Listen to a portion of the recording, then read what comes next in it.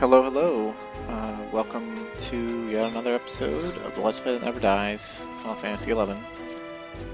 And today, if I had a short-term memory, I would be taking you straight to a campaign battle that's ongoing. Because I've decided to work on my campaign rank. And off camera, I've gotten quite a few ranks. I believe I'm one rank away from the maximum rank. And, I don't know exactly how many battles we'll have to do, but we'll see. I don't know how long it's going to take either. I don't know if I'm going to finish it within a single recording or not either. I hope so. This is like a side thing we could have done a long time ago. It just wasn't that important because there's not that many rewards you can get out of it anymore. And at this point though, we're so powerful as well that it's not going to be challenging to do any of these fights. We're not even going to need all of our trust or anything, so this is going to be a fun time as smashing beastmen and not thinking too hard about anything. At least if there was an ongoing battle. I mean, there is. You can hear it from the music, right? And the fact that we can get allied tags from straight war here. But sometimes the beastmen are painfully slow at actually getting to the... You know, I don't think we need Sylvie. She's great, but like I don't think we need her at all. Like, we're gonna be attack capped against these things anyway. We might as well just never have to worry about whether we get haste 1 or haste 2 and just get King of Hearts. Now, the cool thing about campaign battles is that since everyone has widescan now, you can see where the enemies are at. And we should have grabbed Sigil. Well, we can grab Sigil on the way to the next campaign battle. But basically, once you pick up your allied tags, you don't need to stay at the outpost. That's just usually where the beastmen are headed. But in some zones, the beastmen just for whatever reason, like their pathing breaks or they're on a delayed timer for when they're supposed to like actually move at full speed or something. I don't know. I really don't know what determines it at all. But basically, you can look on widescan and you can just go find them and you can kill them. And if you kill all of them before they reach the outpost, you'll still get full credit and the campaign battle will end. So sometimes it behooves you to not be lazy and to go out and to kill these things. And see, like he's running like crazy now because like whatever the timer is, we should have hate on him, but like literally his AI is telling him to go to the place. And this is actually kind of wacky. Like he's not stopping for anything. What the heck? Oh wait, okay, now he's stopping. Doesn't that old Quadev armor look cool? Like, it doesn't look old, but yeah, this is 20 years before the... Like, he's not even fighting back because he's still on movement orders. That's funny. But, yeah, like, the beastmen in the past, they wear special armor. I'm sure you've seen it before in the earlier parts of the Let's Play. But it's always a delight to see because they don't wear it anywhere else, except in the Wings of the Gods areas. Or at least as far as I know. Maybe there's some ambuscade where they wear the old Shadow Rain era armor.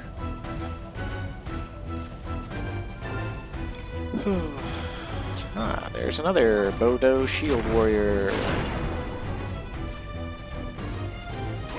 Now, I don't know if this is the Legion that does it or not, but part of the reason they might be ignoring us for movement, because this is actually kind of atypical, but they don't normally ignore you this badly.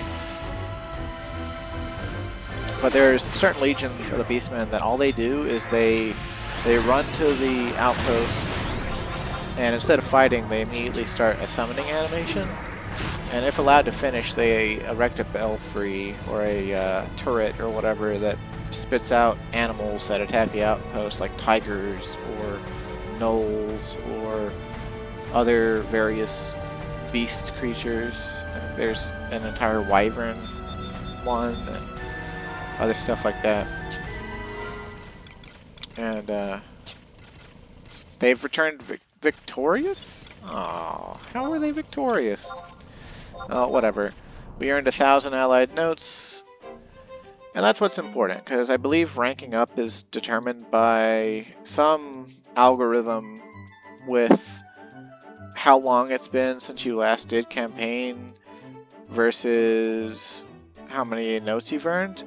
And back in the day, it used to be really, really hard to rank up, even if you earned a whole bunch of notes. Because back in the day,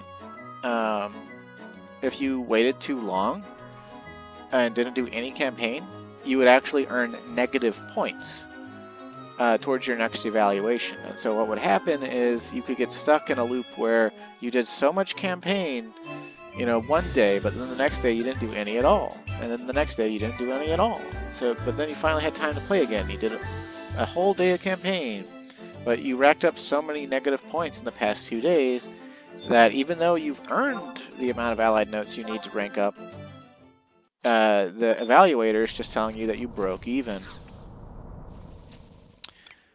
And yeah, back in the day on my original character, I never got to the maximum campaign rank. And quite frankly, if it weren't for the Rhapsodies of Vana'diel key items that make it so that based on your Wings of the Goddess mission progression, you can't be demoted. So you no longer earn negative points for not doing campaign. That makes it a lot easier to rank up. And I don't know, I'm pretty sure we're not going to be able to rank up, but you can always check in for an evaluation at any time. Yeah, okay, so she's like, you fell short, blah, blah, blah. I figured we would. But you just tell her no, and then you're good, and you can keep working, right? And so, like, you'd have basically a whole month to earn a rank. And they thought that that was being generous, but basically, if you, like, spent 3 weeks not doing any campaign, you would have racked up so many negative points from not doing it, that even if you spent every waking moment doing campaign and actually earning, like, say, 1,500 allied notes every campaign battle or something, for the next, you know, for the last week of the month you had, you wouldn't even break even and they'd still demote you. So, like, it was actually something, if you wanted to get to maximum rank, you had to be doing campaign basically at least once or twice a day, and doing well. Like, actually earning notes, actually, you know, killing beastmen, or hurting beastmen, or taking advantage of the system. And that's what most people did, actually. You can actually game the campaign system. Basically, any sort of evaluation system in 11 has always, it's never about raw damage or raw kills. Like, that will get you points. But things like buffing allies, buffing yourself, healing allies, healing yourself, enfeebling monsters, generating Enmedion monsters, taking damage, all of that gives you points. And so what people used to do is they would go to campaign on, like, Bard or Sub-Bard, and all they would do is stand near the campaign NPCs and sing songs over and over again. Because every time they buff themselves and the NPCs, they'd earn a little bit of points. And because they never had to engage the enemies, they would never pull aggro if they were careful, and they could just game the system and earn all the points they needed to earn without really ever fighting anything at all. And it looks like that North Gustaberg one just started, so let's go there next. We want to take the campaign warp from the NPC because she always drops you closest to where you need to be to get allied tags. Unless it's an enemy zone. If it's an enemy controlled zone, then you might not be as close as you need to be.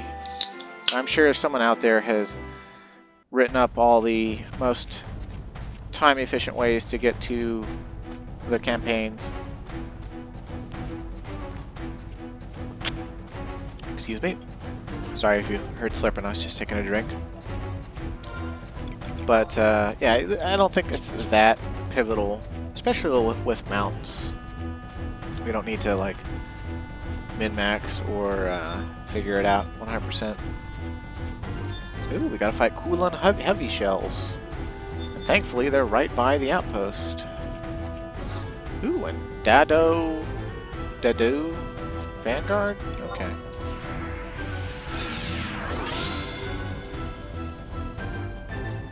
LS mate's talking to me. I've been aggroed. I was trying to sign up for a union, you jerk.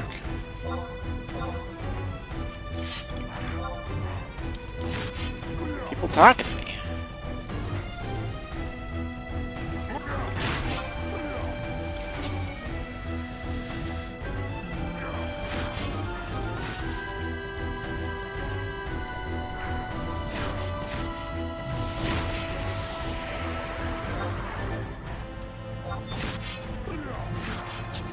But see, we're so strong, it kind of doesn't matter that we don't have trust, but I do want to sign up for a union, if possible.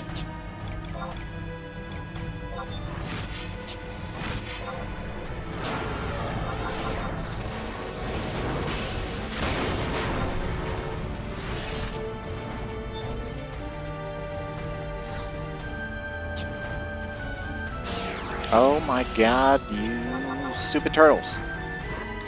This is one thing that kind of sucks about campaign battles too, is you have to talk to the NPC to get tags, and the second you get tags, that makes the campaign monsters hostile towards you. But what's funny is you can actually fight them without tags and kill them anyway.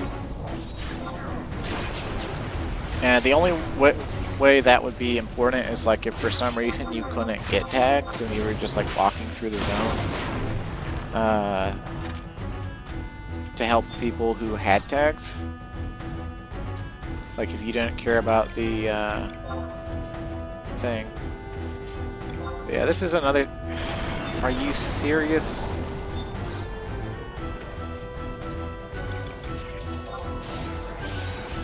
They really should have made it if you're talking to the NPC, then, you know, you're not eligible to be attacked. Ugh, annoying.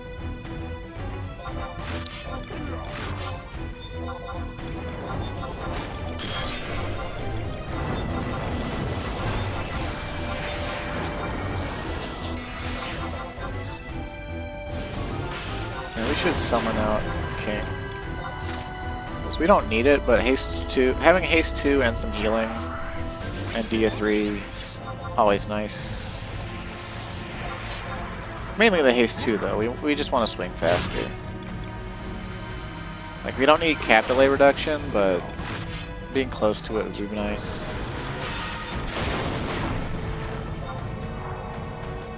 Your trusts also, they don't earn you any points as far as I know. Like the campaign battles fall under that the rules of enmity will not be applied to alter egos or something like that. Meaning like, you know, the bonuses you'd get for, say, provoking a monster. If your trust were to provoke monsters, it doesn't get you any credit. And I'm probably the reason it's probably like that is because it results in like a maximum rank evaluation or something like that from a single campaign battle.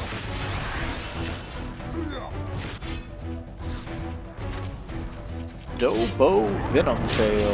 Whoa! He used Manafon. He's a black mage.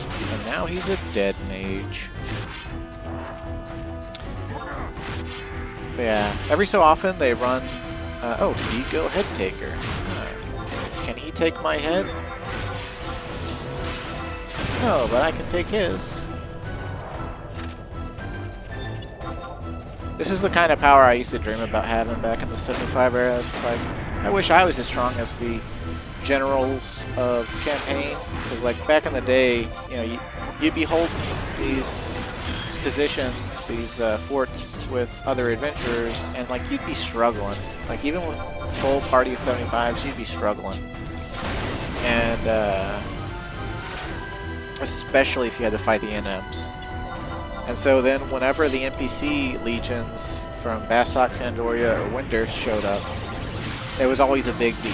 Because they'd show up and the regular legions would be as strong as the regular monsters, and then their general would be as strong as the NMs. And basically, the general would show up and make you look like a pathetic chump. One I always think about is one of Bastok's legion is a legion of Galkas. And the regular legionnaires, and that I think it's the second legion, but I could be wrong. But they wear a full iron breastplate set, and they use great axes. And then their general wears full adamant armor and uses an axe and a shield, and his name is Striking Bull.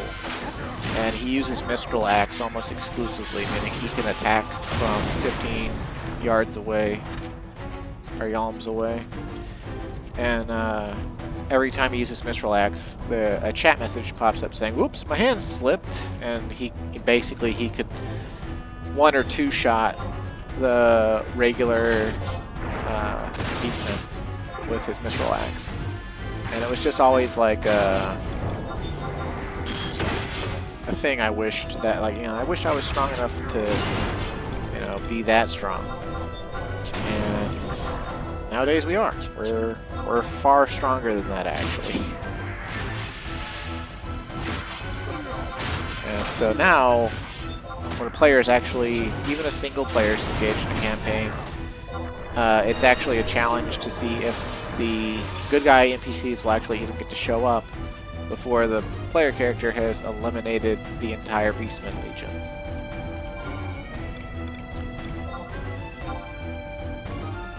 Complete reversal.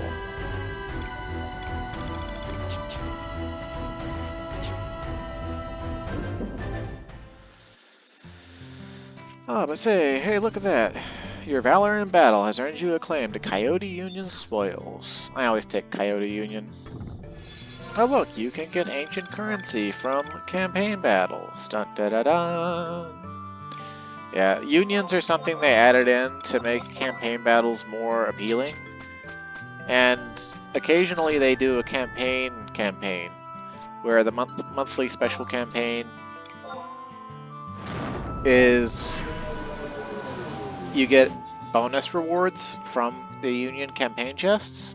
And whenever they do that campaign, there's actually a rare chance for you to get a 10,000 piece of currency, a piece of ancient currency that's worth 100 pieces, 10,000 piece. And I've never taken advantage of that campaign. I like a complete and utter idiot. Every time I want to work on campaign, that campaign is not running. Like whenever I'm in the mood to do it, it's just not my jam. And it says the campaign battle's going, even though we just ended it. Let's go to Rollenberry Fields.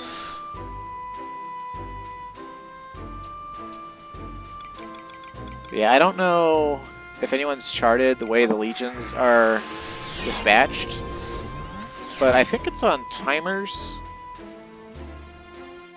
It's something complex too, and some of the legion generals for the allied forces are actually NPCs you need to talk to in the course of the Wings of the Goddess missions. And I'm pretty sure there was a point back during the older episodes of the Let's Play where we needed to talk to somebody and they were out fighting in campaign and we couldn't talk to them.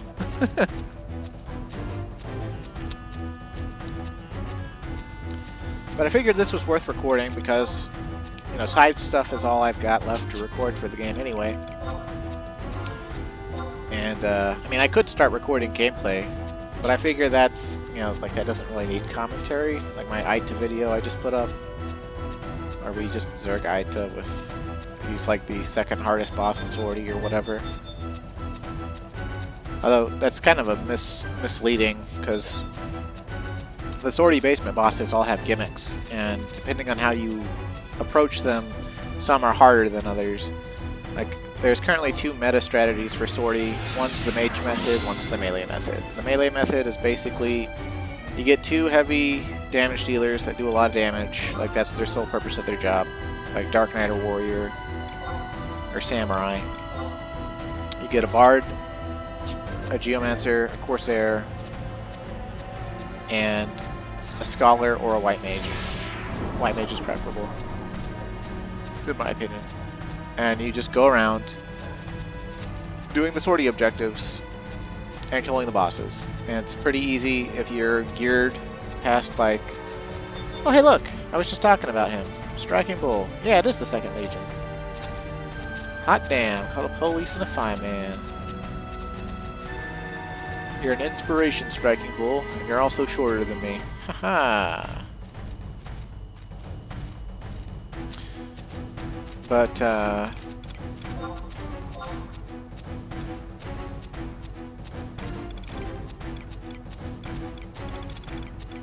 allied mantelettes.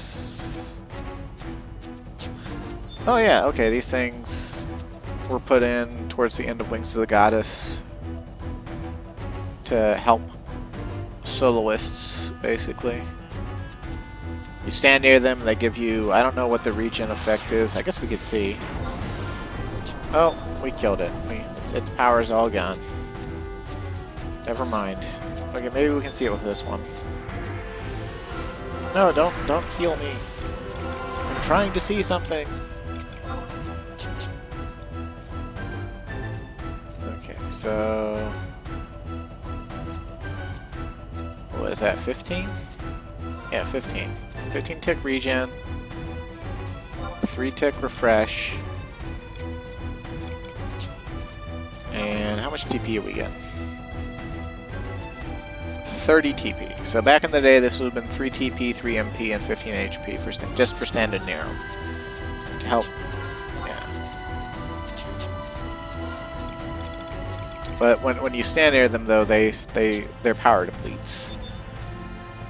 Yeah, I don't know why they added them in exactly. I guess the idea is to help, help players by giving you resting spots. But I've never seen the mantelettes be at full health, and I've never actually seen one make or break a campaign battle. My best guess, though, is they had the asset, they added it in, they wanted to include it in Abyssia, because Abyssia has a, don't growl, they're outside, they're just shouting because they're dumb. Shh. Talking to my little doggo, she started growling because I live in a very noisy residential area. I can't call it a neighborhood because it's not, it doesn't have its own, like neighborhood name or homeowners association or anything that would make it, like, oh, this is, Hunter's Ridge or Nolan's Hall or something like that, or, Elm, Elm Fields or something like that. It's just a street, it's like, it's Neal Street and Fernwood Drive and stuff like that. There's a bunch of houses, but I would basically say I live in a white trash section of the nation, and boy, do they really show it to me every single night.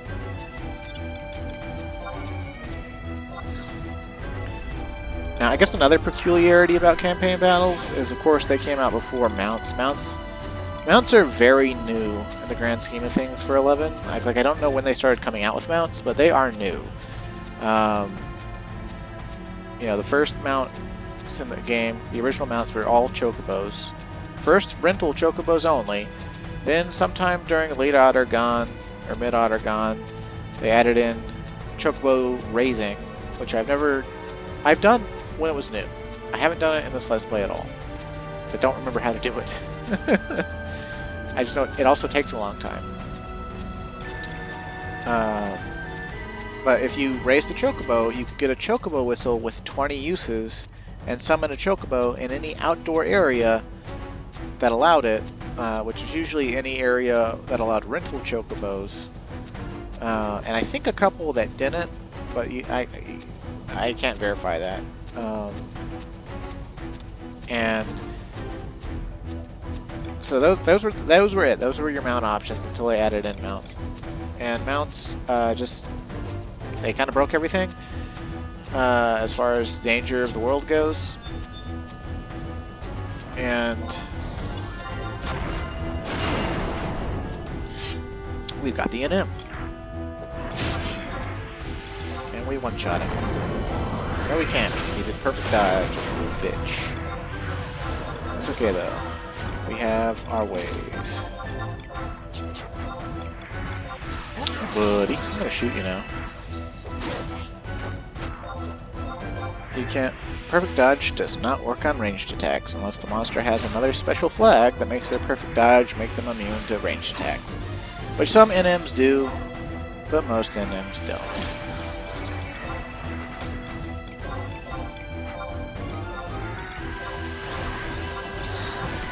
Taking off my clothes when I don't need to be taking off my clothes. Just trying to put on more ranged things so that I can actually hit him. Oh, okay, his perfect dodge wore off. And then I whiffed my Fimble Vetter.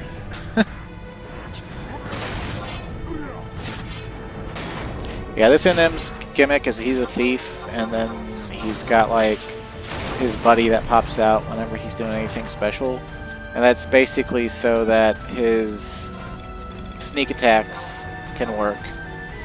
Because, you know, like if he was just a thief and you were just fighting him, then it wouldn't matter. He wouldn't ever be able to sneak attack you. But he has a second guy pop out, and oh hey look, we earned 1900 allied notes just for killing the NM. How about that?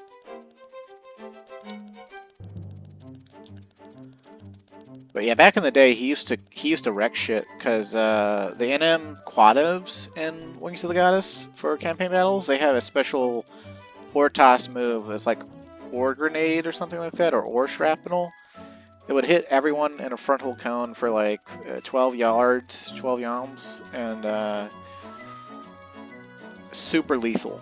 And multiple hits because it would knock your Yutsumi off. And when his little buddy would spawn, they'd both do it, and it'd be super devastating. Oh god, excuse me.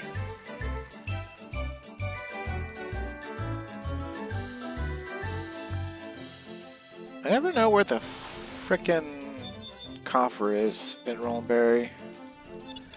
Okay, it's for some reason behind the place in Rollenberry, and I don't know why that is. In almost every other zone, it's just right by the campaign guy. It's a weird thing.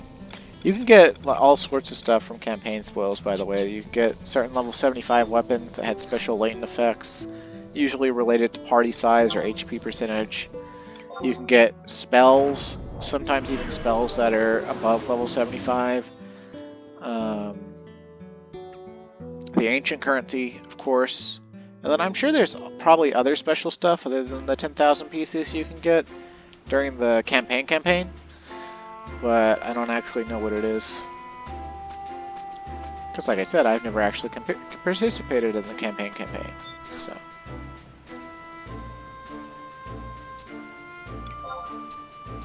Hey, baby. Oh, okay, they're pleased with our work, but we have not yet earned the promotion. Right. While the Allied War Council was pleased with your work, it was determined that your performance did not warrant conferral of further decoration. Dun, da, da, da. There's also like delivery missions you can do.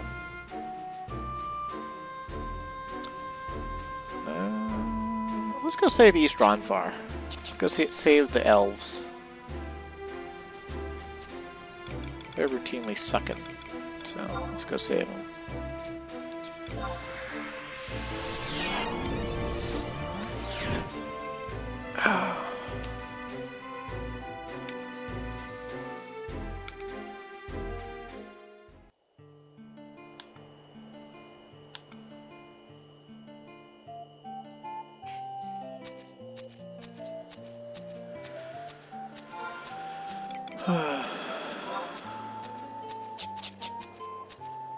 Hey, wait a minute. This isn't the campaign music. We've been speckle-dorked. Yeah, the regional map, it's good for finding the campaign battles, but sometimes it just doesn't update quickly enough. And that's why they also include those text messages. I guess if I had paid attention, hey, we're just victorious, and it wouldn't have gone. But, oh well. I guess we'll try to go to Juggner. Ooh. Our lace is very pretty. Elven female knights. Ah. Chicks in chainmail. It's beautiful.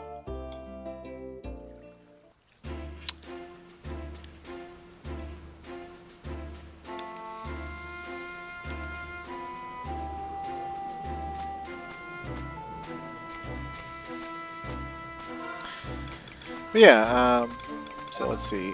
They're always in your temporary key items as far as I know. But we're all the way up to Dawn Light Metal. And I guess the last time I showed it off was when we were up to Steel Knight Emblem or something. But basically, if you look at these key items, you can see what the metal is. You know, remarkably scintillant metal of pure aluminium, awarded to legends of the Allied campaign. The Sapphire Moon set in the center of a platinum medal, awarded to heroes of the Allied campaign.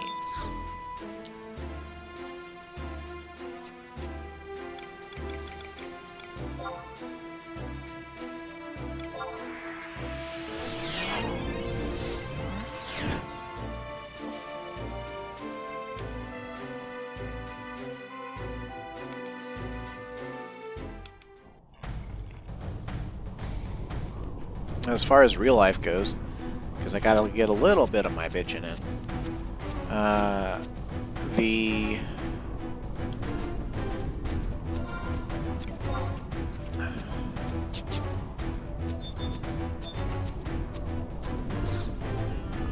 still haven't found a job. I'm now 9 months into being unemployed. My bank account is getting very slim, and I'm worried I'm gonna have to start getting really cheap gross food soon.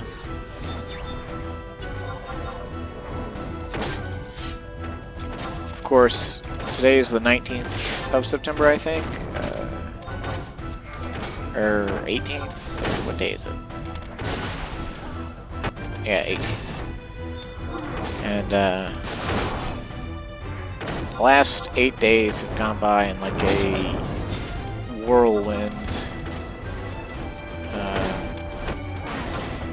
Just, you know, that political pundit Charlie Kirk got assassinated, and the world revealed that something I've always known, that leftists are kind of rotten to the core, and still ongoing.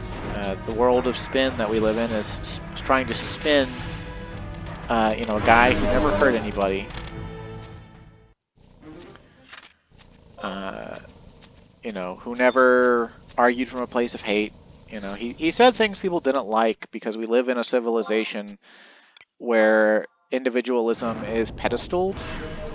And so people think that they get to just say that someone is morally reprehensible if they said, you know, hey, you shouldn't live like that. And it's just like, no, they're just telling you their opinion. Like, they're backing it up with statistics and, you know, things to show you, and faith, which is another thing that a lot of people in the current era do not like. They do not like faith, which is hilarious because faith is the backbone of the Western world. And I kind of wish I'd never had a crisis of faith myself, because, oh no, that's not where I want to go.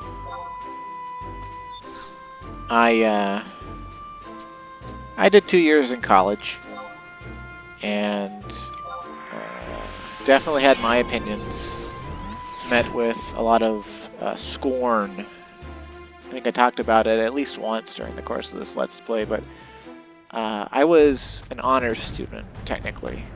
I say technically because I got put on academic probation within 1 semester of being at college. But I was an honors student nonetheless. And I got invited to a science majors, you know, luncheon with professors and other students. And they went around the table, asking about, what we can do to improve farming and the health of the food we have, and how we can, make agro-business less of a negative thing, and how can we make sustenance farming? Subsistence farming? I don't remember. Yeah, but basically, how can we be hippy-dippy and make the world a better place with, by talking about it at our table and not doing anything afterwards. And, I don't remember the exact question that got posed at this point, but it was something along the lines of, what do you think about this? Do you have any ideas? And, they went around the table, and, almost every student just didn't actually even want to be answering questions while eating. They were just sort of like, oh yeah, no, I agree with Professor so-and-so. Agribusiness is terrible and evil and bad, and we should just be subsistence farmers and get rid of agribusiness and everything will be fine. And they got to me, and I was just like, well, actually, agribusiness feeds millions of people, and if we shut them down, we would cause millions of people to starve and die. And they did not like hearing the truth at all. People hardly ever like hearing the truth. People would rather live a pleasant lie.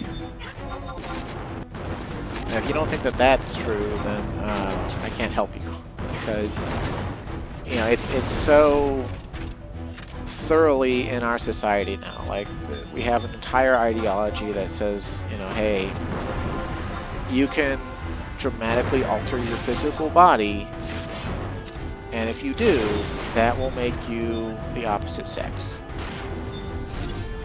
And they conflate sex with gender being a term made up in like the 50s to describe a mental belief and state, state of mind, not a state of body. And all that whole can of worms, that's a whole thing. And it's a delusion. Plain and simple.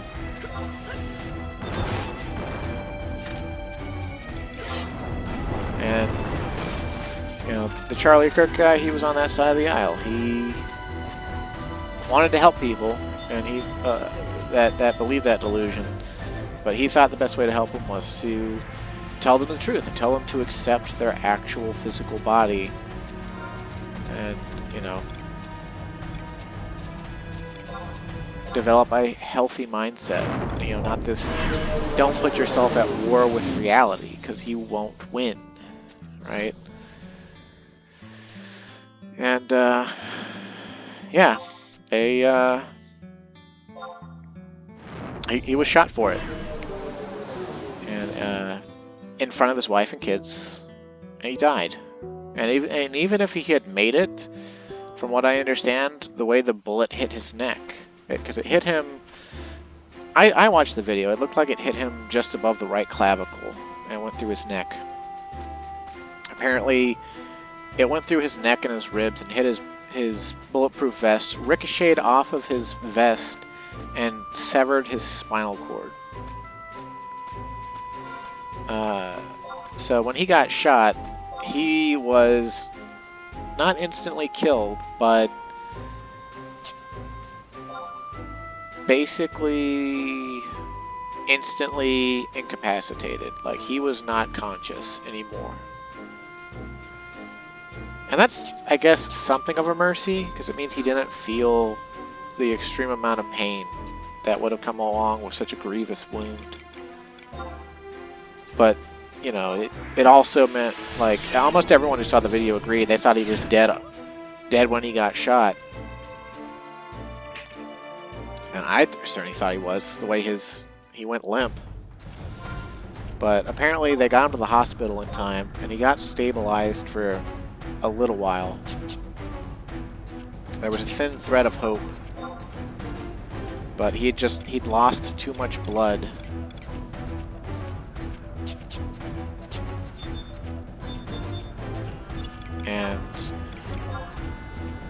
there was, you know, there was just too much damage for them to quickly repair with surgery.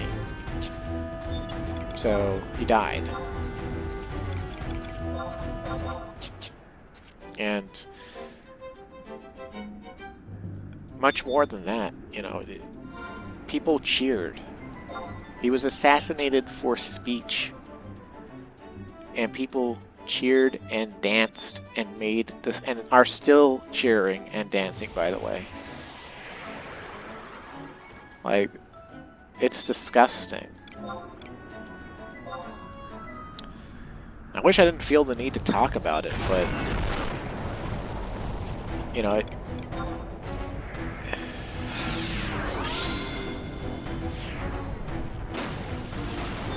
the repercussions from it are gonna echo for a while. And that reverberation,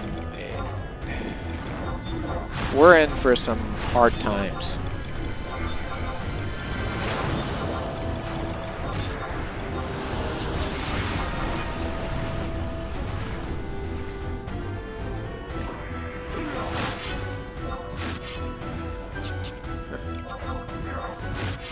Might not be too far off from having to take place in real world campaign battles.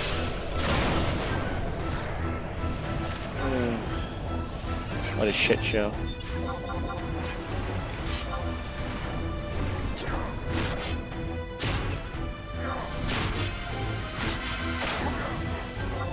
But yeah, the kind of thing, it just made me wish I hadn't had a crisis of faith.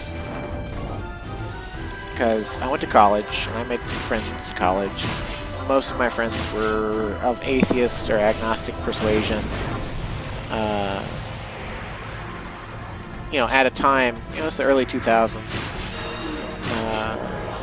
where atheism was seeing this renewal in popularity thanks to people like Richard Dawkins and Christopher Hitchens, some of the other very eloquent speakers, and mass media support. Wanted to drive people away from religion to destroy our sense of community to make us easier to control.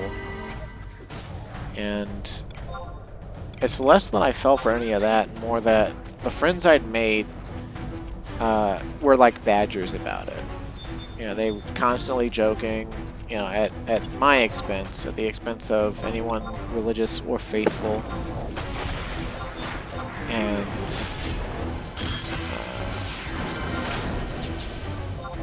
you know, just a real hard thing to deal with day in and day out when you want to be somebody's friend. At the end of the day, you can agree to disagree, but then, you know, you say that, and then the friend continues to joke, or continues to be an asshole about it. You know, to say, you know, these, like, middle school level arguments, like, oh, you believe in a being in the sky. It's just like, no, he exists outside of physical reality.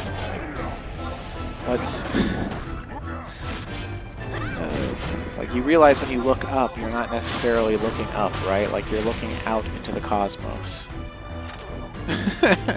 Like, in that sense, this guy in the cosmos, or one, Bloodborne reference, yes, he's out there somewhere, you know, far beyond perception of your, you know, limited ranged eyesight. But, you know, being friends with somebody, you partially let them convince you a little bit because they're your friend and you want to listen to them. You want to try to see their perspective and be able to talk to them. And that sort of rippled forward for me. Like, I didn't lose my faith in Christianity in college, but it had a knock-on effect that after I joined the military, I just kind of had a crisis of faith. Like, things got so difficult for me while I was in the military. I eventually tried to kill myself and failed miserably, thankfully. And you think that would have turned me back wholesale. But I don't know, it didn't feel miraculous. It felt like I wussed out, basically. It didn't feel like I was saved by a divine hand, and it didn't feel like my life got any better after that.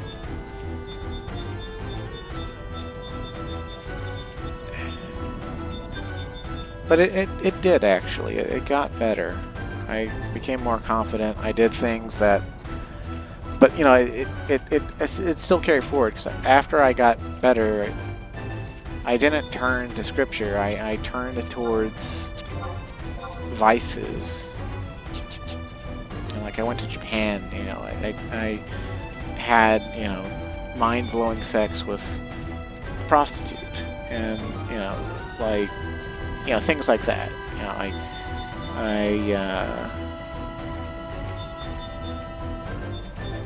just didn't believe. And, you know, Charlie Kirk was a fervent, devout Christian. Never did anything like that, as far as I know. You know, he married a supermodel, one of the I want to say Miss Arizona. Had 3 kids with her. You know, he never went to college himself, but he was sharp enough to go debate and beat Oxford students in debate.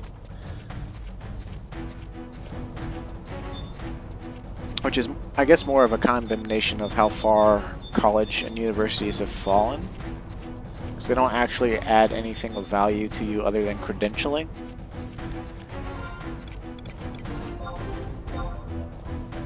And he never gave up his faith. He never questioned his faith. And I just kind of wish that I hadn't fallen off that wagon, because I can't quite...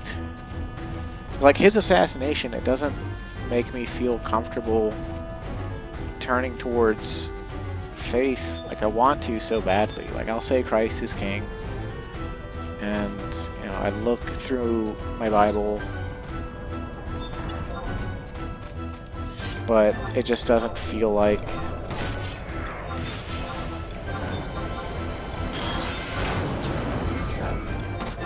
You know, it doesn't feel like there's a supernal figure, you know, watching over, you know, ardent believers. That sort of thing is just allowed to happen. Like, it, you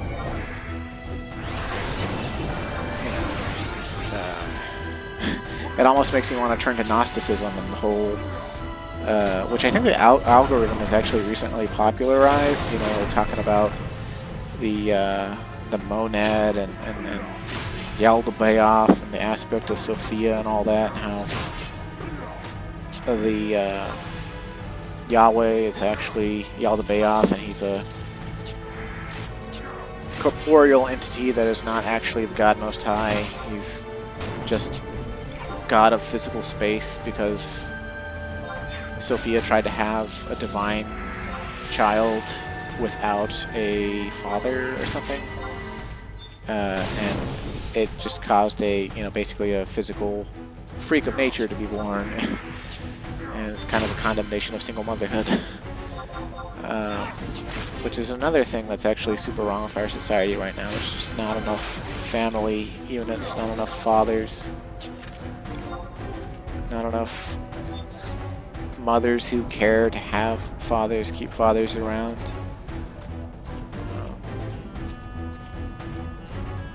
I just feel so lost. Yeah, like, I don't know what I'm doing with my life. I'm super grateful to have married my wife.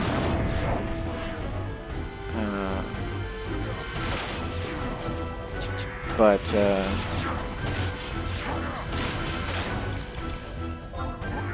I don't have a plan. I don't have any perception of what comes next. Like, I don't feel good about life right now because of this assassination, and just because of how long I've been out of work. And I don't know, I just feel like I've reverted back to being a teenager almost. I don't feel smart anymore. I don't feel safe. I don't feel respected. I feel like the small happiness I have with my wife, actually, it's a big happiness for me. I feel like that's could be torn away at any moment. It's just been really sobering. Like, we really do live in a hell world, it feels like. I hope things get better.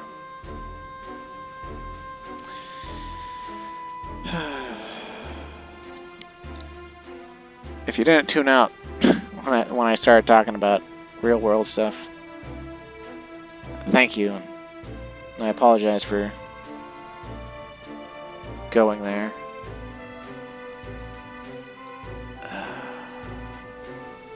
Anyway, looks like we finally get to rank up.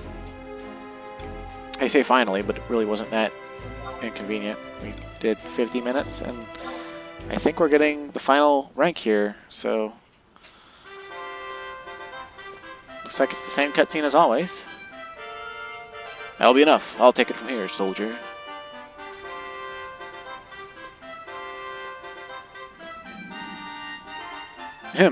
Calm Wind, for exemplary service to the Republic of Bastok, I present you with the Medal of Altana. Dismissed. Why are you still here, soldier? There are beastmen to be pummeled. Now march.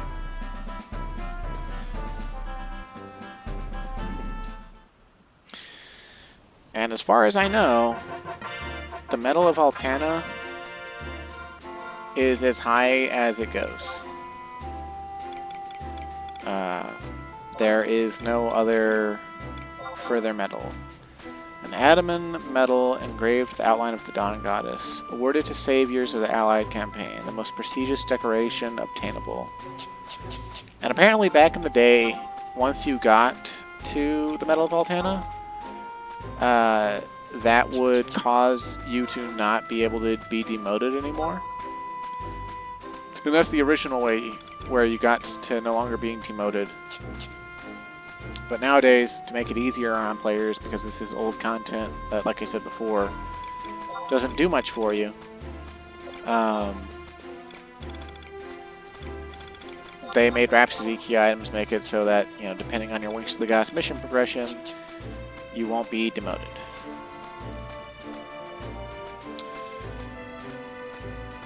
And that allows us to do, if we had enough allied notes, which we probably don't, we can now go into the Medal of Altana category, and we could buy a special sword that during campaign would give us a unique weapon skill called Glory Slash. And there's a weapon like that for every nation.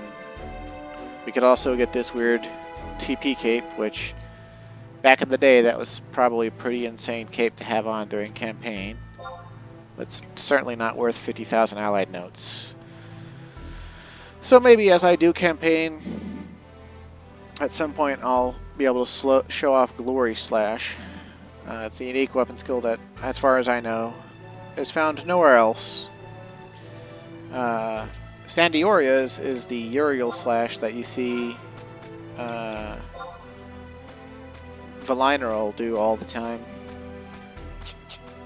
But, yeah. I was hoping there would be a special cutscene for getting the Medal of Altana, because it's supposed to be a big deal. Like, it's supposed to be worth, like, dozens and dozens of quests, worth of mastery rank. It's supposed to, you know, it's supposed to be a big deal. I thought there would be a special cutscene, but I guess not. I've also always sort of wondered if they'd meant to use it for something different. But also now, because we have the Medal of Altana, if the Allied forces can ever take Castles of All and the Throne Room and stuff, if they can ever get these 3 zones and own the Northland, Sandioria's got Zarkapard,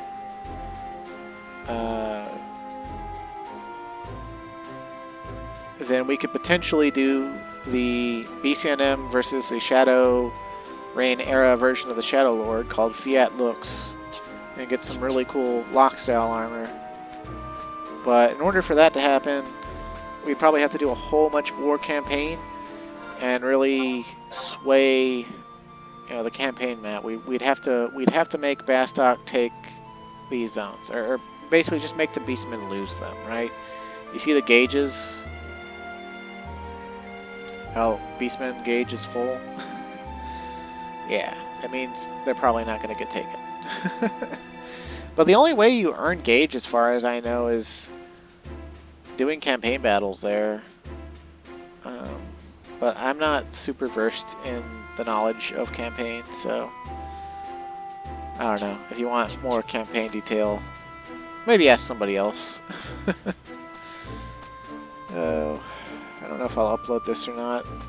I kind of want to, but now that there wasn't anything special, I don't know if it's worth it. That's kind of the way I've been feeling about it. I've actually got like 2 or 3 other recordings I've done, and I don't know if I'm going to upload them either, because it's like me working on my Mythic, I think, and like on Samurai and shooting the shit, talking about Mythic upgrades. Oh, I don't know. Anyway, if you stuck around, thanks for watching. Stay safe and have a great day. And may we move on to better days.